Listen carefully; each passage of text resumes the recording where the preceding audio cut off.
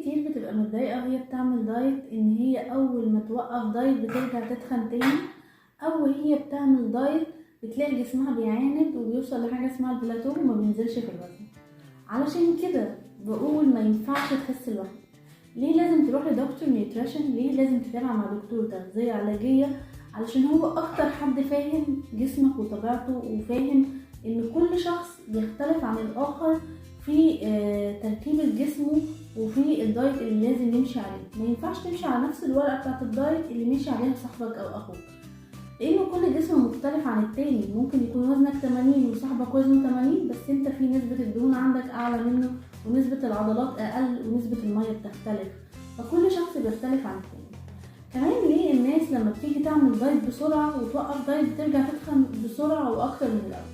ده لانه الجسم ذكي جدا. الجسم كجهاز سمارت قوي، بيفهم يعني ايه انت مرة واحدة قررت تعمل دايت وخسيت وزن بسرعة، فبيبتدي يعاند معاك ويراكم الدهون، لان انت بتدخل الجسم في حالة اسمها الستارفيشن.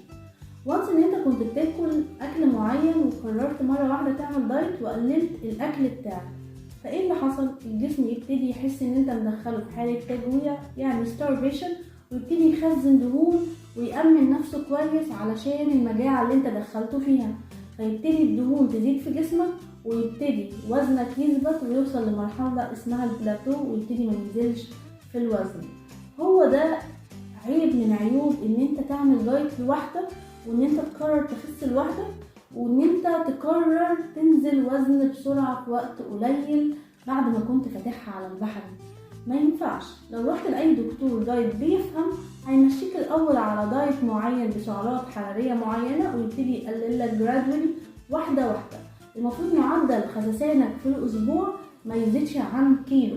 أكتر من كده يبقى أنت بتنزل مية وبتنزل بتكسر عضلاتك، وده مؤشر خطر، والمفروض ان هو كده بيدق الجرس بتاع الخطر ويقولك ان انت ماشي على دايت غلط او الدكتور ده مش بروفيشنال.